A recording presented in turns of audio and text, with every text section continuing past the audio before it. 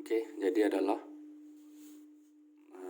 tekan kalkulator masing-masing dan kita akan dapat data kita akan dapat 51.43 darjah Celsius. Jadi suhu yang dicari jika panjang 23 cm terus merkuri naik ialah ini 51.43 darjah Celsius.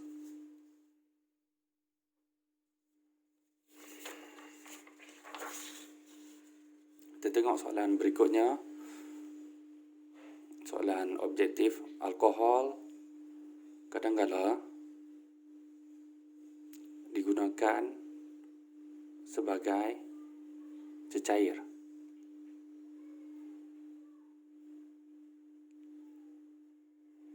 dalam termometer kerana dia apa jawapan?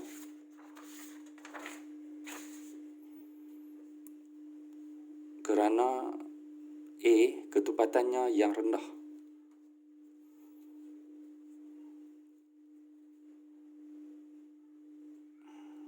Setuju atau tidak jawapan A ni? Ketupatannya yang rendah.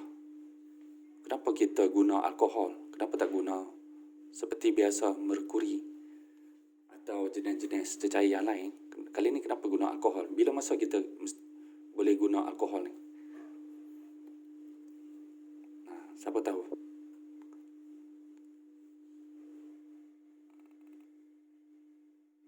Bila sesuai nak guna alkohol ni? Ialah bila keadaan persekitaran adalah sejuk.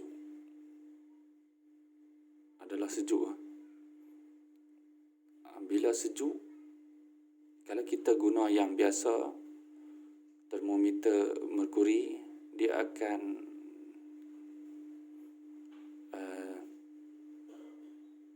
cepat beku. Sebab tu kita guna alkohol. Sebab dia lambat, dia punya takat beku dia adalah rendah. Takat bekunya rendah. Jadi kalau nak untuk duduk di kawasan persekitaran yang sejuk, sesuai guna alkohol supaya dia lambat beku. Jadi sempatlah kita mengambil bacaan. Kita nak tahu berapa takat suhu rendah. Jadi jawapannya adalah B, takat bekunya rendah. Ini bukan sebab kita memilih ketupatannya yang rendah. Kebolehannya membasahi tiup. Ini lagilah kita tak nak segala jenis apa pun cecair yang nak digunakan dalam termometer ni yang membasahi, tak nak. Kita nak semua jenis pun tidak membasahi. Kalau membasahi itu memang susah. Macam mana nak ambil bacaan. Dan muatan haba tentunya yang tinggi. Ini juga bukan faktor kenapa kita pilih jenis alkohol. Tinggal satu saja faktor yang sesuai, iaitu takat bekunya yang rendah. Jadi jawapannya adalah B. Ketiga, pengubah suaian yang manakah akan menambah kepekaan termometer? Pengubah suaian yang manakah? Bulatkan kata kunci. Pengubah suaian yang manakah akan menambah kepekaan termometer? Menambah kepekaan. Bulatkan kata kunci. Kepekaan. Okey. Kita tengok sebentar gambar aja. Kita ada berbuli. Kita ada cecair di dalamnya, merkuri. Kita ada tiup kapilari yang halus. Dan Dan kita ada gelas. Gelas dekat luar. Stem, dia panggil stem. Okey, kita tengok yang A menggunakan tiub kapilari yang berdiameter kecil. Lebih kecil tiub kapilari ni, maka adakah akan menambahkan kepekaan? Rasanya ya, betul.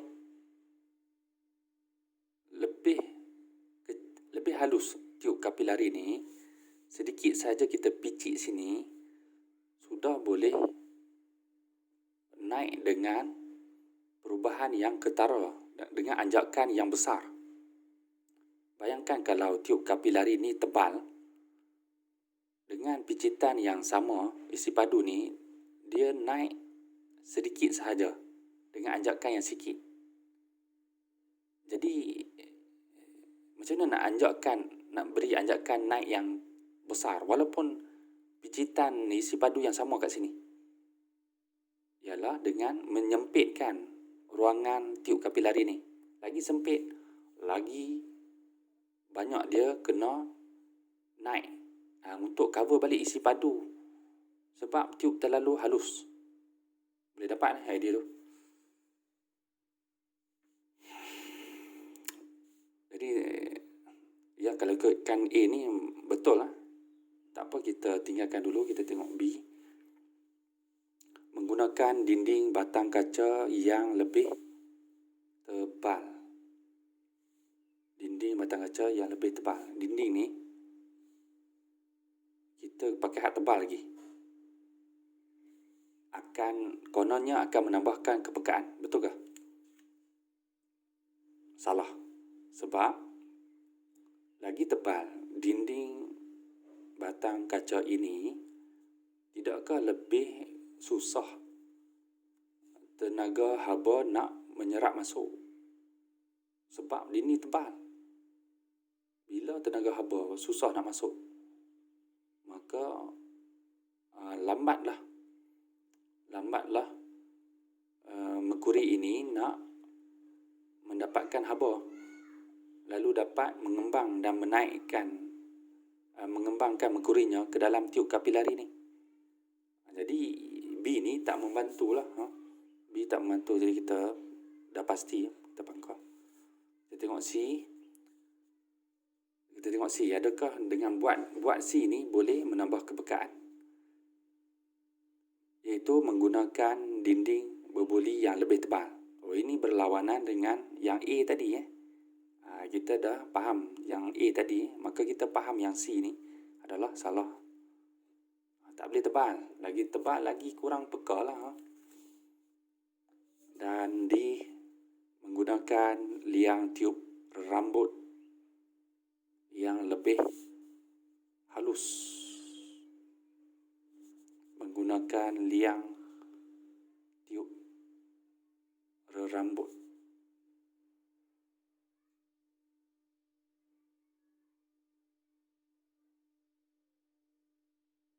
Hak ni merujuk kepada C ni, merujuk kepada hak ni.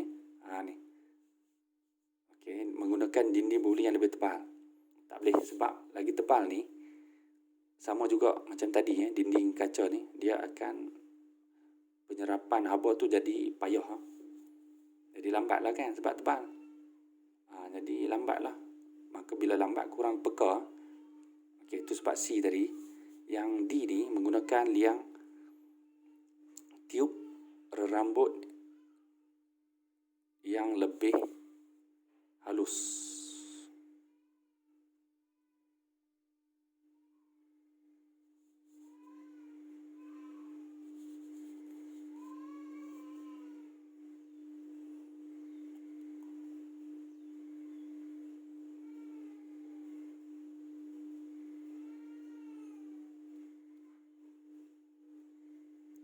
Ini mungkin silap terjemah ni. Menggunakan tiub kapilari yang berdiameter kecil. Sedang dalam Inggerisnya ialah using a longer capillary tube. Longer, bukan. Ini sekitar panjang. Tiub kapilari yang lebih panjang. Jadi ini tak menambah kepekaan, ini salah.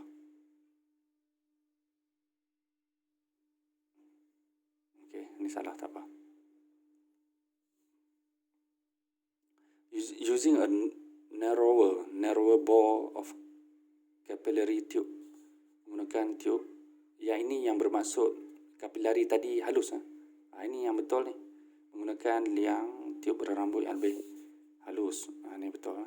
Jadi jawapannya ialah yang mana akan menambahkan kepekaan termometer ialah D.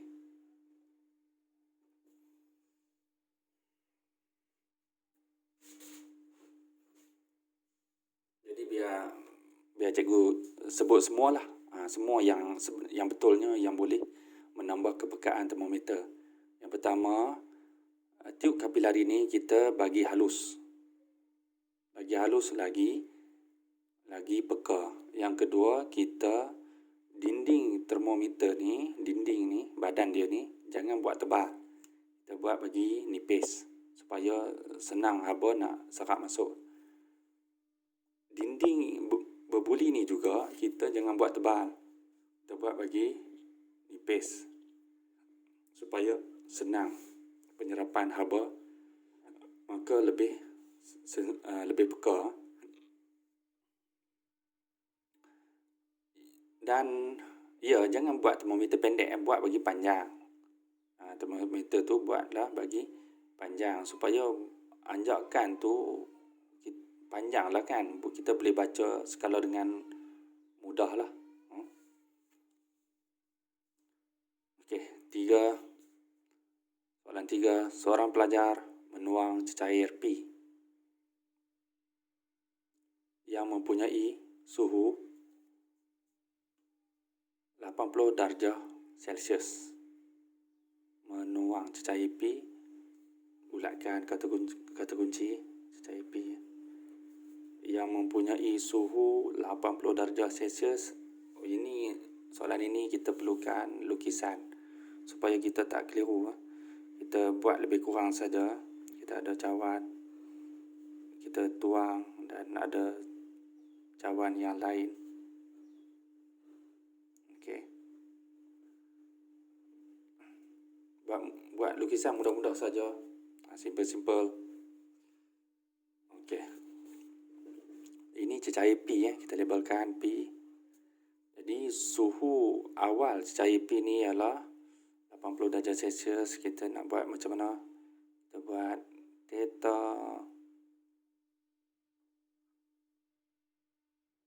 P boleh. Theta P lah. Okey, theta P.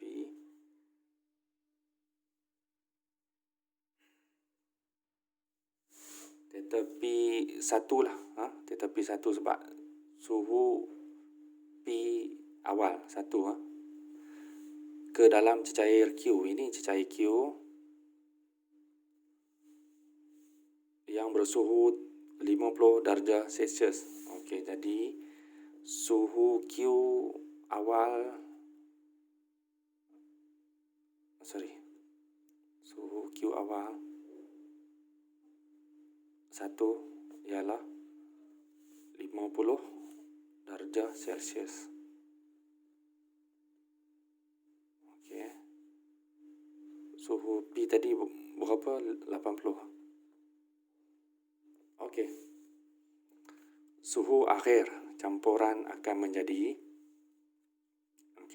berapa? Suhu akhir campuran akan menjadi, jadi kalau ikut ni, maklumat ni tak cukup untuk kita kira dengan tepat lah suhu akhir ni.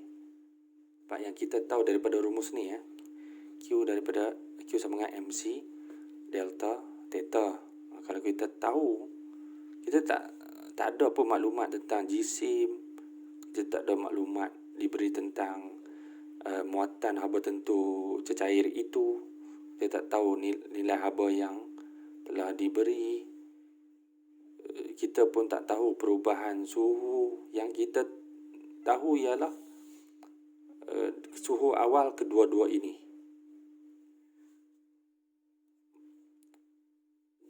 Tapi kita sebenarnya masih boleh jawab. Sebab apa? Kita guna logik. Kita guna pemahaman logik. Iaitu apabila 80 tambah 50 ni, tak mungkinlah suhu gandingan ni akan lebih tinggi pada 80. Maksudnya hak ni katakan panas, 80 ni panas dan 50 ni sejuk. Takkanlah panas tambah sejuk, jadi hasilnya bertambah panas lebih pada 80. Tak logik lah kan. Dan ataupun panas ini tambah sejuk menjadi lagi sejuk, bawah pada 50 pula. Jadi tak mungkin lah kan. Kalau kita buat skala suhu, di 80-nya kat sini dan 50-nya lebih kurang kat sini. Contoh, ialah bawah ni kita boleh agak dalam kosong, atas ni sikit boleh kata 100. Jadi 50 tambah 80 tak mungkin dapat 80 ke atas lebih panas. Atau 50 tambah 80 tak mungkin dapat suhu yang lagi sejuk. Tak mungkin. Yang mungkinnya apa ialah? Yang mungkinnya, yang munasabah, yang logiknya ialah 50 tambah 80, suhu akan berada di sekitar ini. Antara 50 dan 80 juga. Bermain antara 50 dan 80. Tak mungkin keluar daripada range sini. Jadi soalan ni menguji tentang pemahaman. Jadi kita tengok apa jawapan yang memenuhi pemahaman tadi. A sama dengan 50. Kalau kata sama pun tak boleh jugalah. Mana boleh sama, sebab ni 80. Mestilah 80 ni telah panaskan 50 ni sikit kan. Dan 50 ini akan sejukkan sikit 80 ni. Jadi tak mungkin duduk sepadan betul-betul 50 atau 80. Jadi A ni salah. B lebih rendah daripada 50. Tak mungkin. Takkan lebih sejuk pula. Panas tambah sejuk, lagi sejuk. Tak boleh. Jadi tak fizik. Tidak fizik. C lebih tinggi daripada 80. Panas tambah sejuk, lagi panas. Tak boleh. Tak logik, tak munasabah, tak rasional. D antara 50 dan 80. Antara, ya. Kalau begitu logik, mungkin kat sini ke, mungkin sini, mungkin sini, mungkin sini.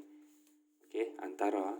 Jadi jawapannya, hasil pemahaman kita ialah D.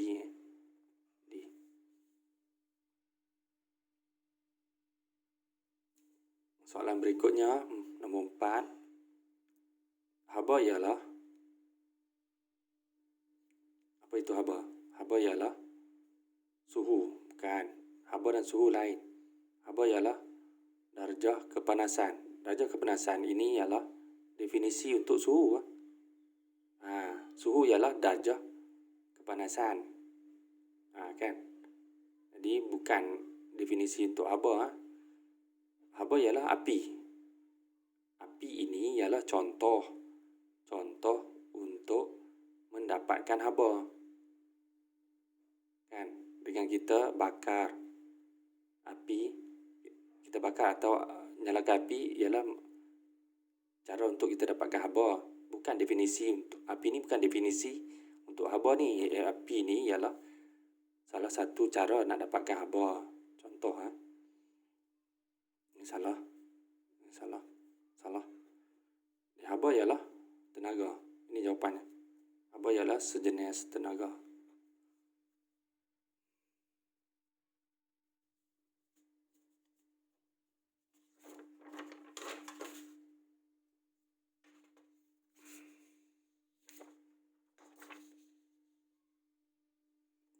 Soalan berikutnya, dua objek dikatakan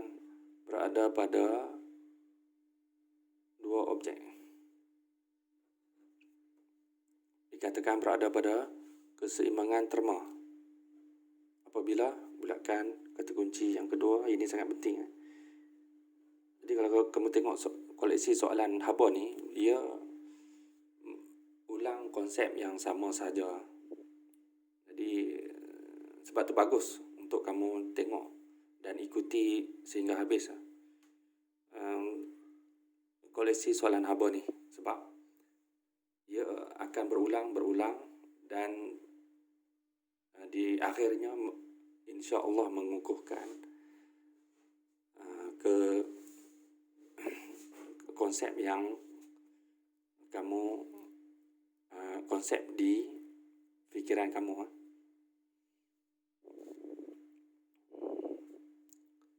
A. Terdapat perpindahan haba antara kedua-dua objek. Terdapat perpindahan haba. Tadi kan kita dah setuju bahawa bila keseimbangan terma berlaku, maka tiada lagi perpindahan haba antara kedua-dua objek. Jadi yang ini salah. B. Tidak terdapat perpindahan bersih haba antara dua objek. Apa beza ini dengan yang atas ni? Terdapat perpindahan haba antara kedua-dua objek. Ini boleh jadi betul lah. Sebenarnya walaupun berlaku keseimbangan terma, tenaga masih berjalan lagi. Tenaga masih berjalan lagi antara tenaga kasar lah kita sebut. Tenaga haba kasar masih berjalan lagi. Cuma nilai pergi ni, kiri ke kanan dan kanan ke kiri ni sama banyak. Jadi saling cancel each other. Saling membunuh satu sama lain. Jadi seakan perpindahan haba tak berlaku lah. Kalau perpindahan haba secara kasar memang berlaku. Kalau perpindahan haba secara halus atau perpindahan haba secara bersih, ianya sudah tidak berlaku lagi bila berlaku keseimbangan terma. Ini harap boleh beza, tidak mengelirukan, ianya mudah. Jadi tidak terdapat perpindahan haba bersih antara dua objek. Ya betul. Ini memang tidak terdapat perpindahan bersih haba.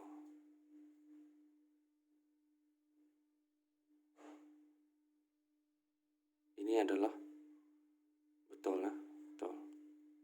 Tak apa, kita tengok C. Kedua-dua objek mempunyai jumlah haba yang sama. Ini salah.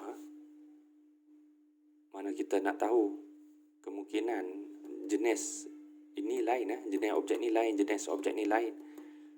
Maka mestilah lain juga dia punya haba. Mungkin objek ni lebih besar pada objek ni. Walaupun sama jenis, tapi mungkin dia lebih besar. Maka kandungan haba dia tak sama lah. Di sini salah. Di suhu kedua-dua objek tidak berubah apabila bersentuhan. Suhu kedua-dua objek tidak berubah apabila bersentuhan. Suhu kedua-dua objek tidak berubah. Ini salah. Apabila bersentuhan ni maksudnya sebelum berlaku keseimbangan terma ni. Jadi yang kita faham, apabila kedua-dua objek baru bersentuhan, maka suhu kedua-dua objek berubah. Bukan tidak berubah, tapi berubah. Sebab baru bersentuhan. Jadi, D ni salah. Di jawapan yang betul adalah B. Dua objek dikatakan berada pada keseimbangan terma apabila tidak terdapat perpindahan bersih haba antara dua objek. Okey, yang ni yang kita terima. Berikutnya ialah soalan 6. Raja menunjukkan secawan kopi panas. Soalan, apakah yang terjadi apabila air kopi dan cawan air kopi dan cawan berada dalam keseimbangan terma. Okey. Ini sama jugalah ni. A, kita kena check satu demi satu. Suhu cawan semakin menaik. Suhu cawan semakin menaik. Ini dia sudah bermaksud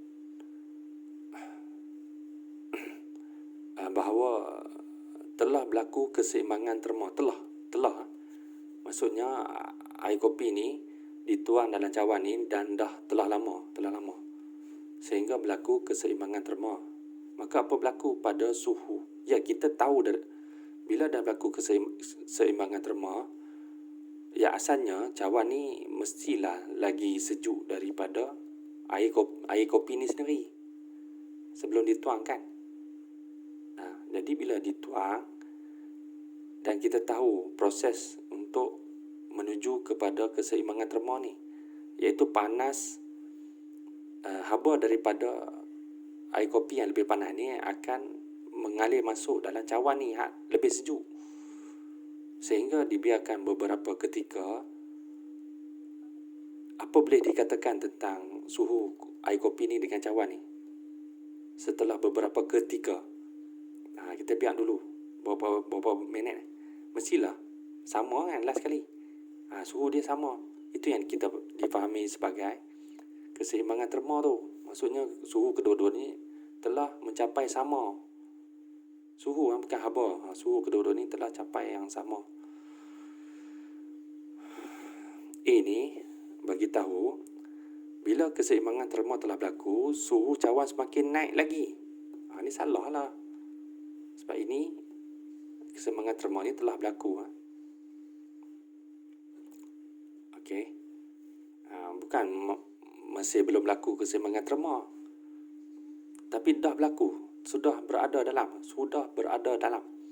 Maksudnya suhu cawan tak naik lagi. Dah lah, sebab dah sama suhu. Nak naik macam mana lagi? Okey. B, suhu air semakin menurun. Ni pun samalah macam atas ni. Mana boleh menurun balik lah. Dia mesti sama dua-dua. Nak turun boleh, tapi dua-dua ni akan turun sama lah, kerana kehilangan haba mereka berdua di persekitaran pula. Okey. Ayat ni bermaksud suhu air semakin menurun berbanding suhu air kopi ni. Jadi salah lah. C, tidak terdapat pengaliran haba bersih daripada air kopi ke cawan. Tidak dapat. Okey, betul. Memang dah tak terdapat lah pengaliran haba bersih sebab telah berada dalam keseimbangan terma. Kalau belum masih berada dalam keseimbangan terma, ya memang akan pastinya berlaku pengaliran haba bersih. Tapi dalam kes ni telah sedia merujuk kepada past tense. Telah.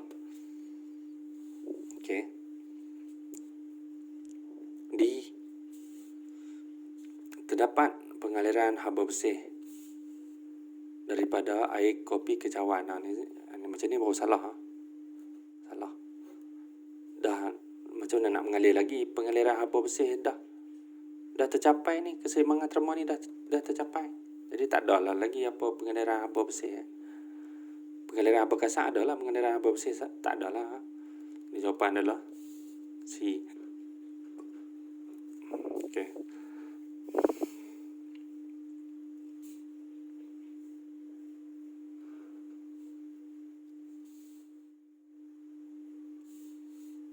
Okey. 7.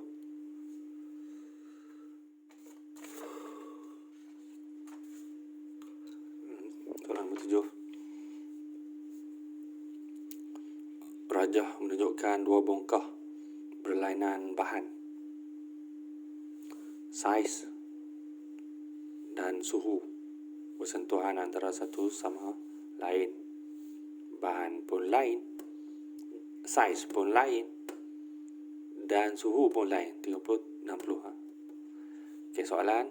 Keseimbangan termal dicapai apabila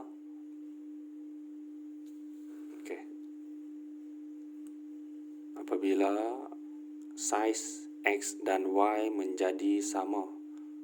Saiz X dan Y. Saiz?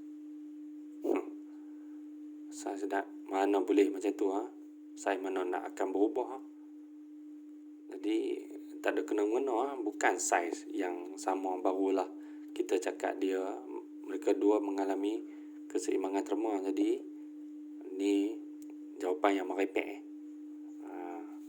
Jawapan tak merepek, siapa hak pilih tu merepek. Sebab tak faham maksud keseimbangan termal. B, suhu Y menjadi 30 darjah Celsius. Suhu Y menjadi 30 darjah. Maksudnya 60 ni turun. Ya betul, suhu memang turun. Suhu Y ni akan turun. Tapi takkan turun sampai 30. Yang 30 akan naik, macam mana 60 boleh turun sampai 30, Ini salah lah. Turun di antara 30 ke 60, tu boleh percaya, boleh terima. Turun sampai ke sepadan 30 atau 30 naik ke sepadan 60, mana boleh. Itu mustahil, tak logik. Jadi ini salah. C,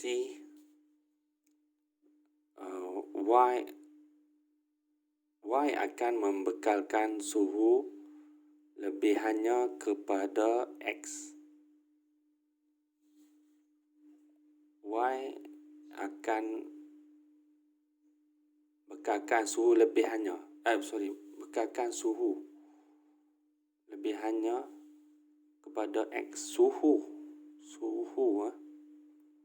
Sepatutnya bukan suhu ni. Sepatutnya haba. Mana boleh gerakkan suhu. Suhu tak boleh digerakkan.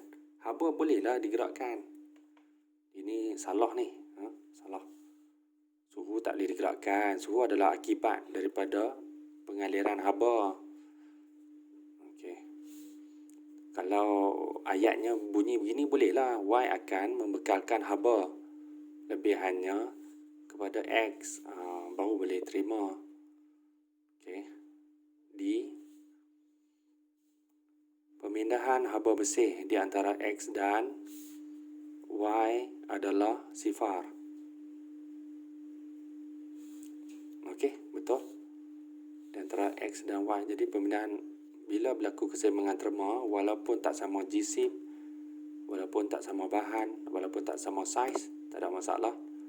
Dan bermula pada suhu masing-masing, tak sama juga. Tetapi bila dua ini bersentuhan, akhirnya kedua-dua suhu ini sama, dan juga pemindahan haba sudah tiada lagi. Pemindahan haba bersih sudah tak berlaku lagi. Jadi D menggambarkan yang itu.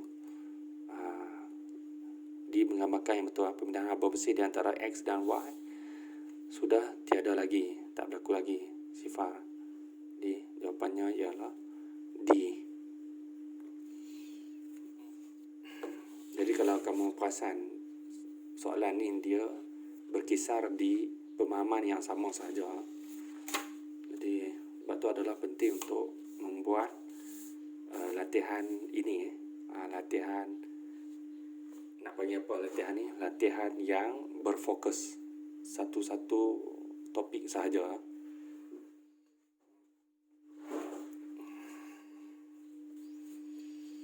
Okey, kita teruskan. Soalan yang ke-8. Dua jasad P dan Q adalah dalam sentuhan terma. Kita lukis sikit lah. P dan Q. Ini P, Q. Okey, dalam sentuhan terma. Suhu P adalah lebih tinggi. Suhu P lebih tinggi. Okey. Antara berikut yang manakah benar tentang P dan Q? Kita nak buat macam mana ni? kita lebih tinggi, suhu P ni lebih tinggi pada suhu Q, kita buat contoh lah, kita letaklah sebarang nilai contoh. Katakan suhu P ni ialah 70 darjah Celsius dan suhu Q ni ialah 30 darjah Celsius. Okey, contoh sajalah untuk kita faham. Okey. Soalan, antara berikut yang manakah benar tentang P dan Q? A. Haba mengalir dari P ke Q sahaja. Haba mengalir daripada P ke Q sahaja. Bila dia tak sebut haba bersih, dia sebut haba saja, bermaksud haba kasar. Haba kasar, walaupun haba P ni, walaupun jasad P ni suhunya lebih tinggi berbanding suhu jasad Q, itu 30. Dan kita faham mestilah akan berlaku pemindahan haba dari jasad P ke jasad Q, daripada jasad panas kepada jasad kurang panas. Habanya akan pergi. Tapi sebenarnya masih ada juga sedikit haba terbalik daripada jasad Q ke jasad P. Cuma sikit sahaja. Okey. Jadi ayat ini, haba mengalir dari P ke Q sahaja ni salah lah. Sebenarnya masih ada pengaliran haba dari jasad Q ke jasad P. Ialah walaupun suhunya rendah. Sebab ini bukan haba bersih, dia tak tulis haba bersih, dia bermaksud ini bermaksud haba yang kasar. Ini salah.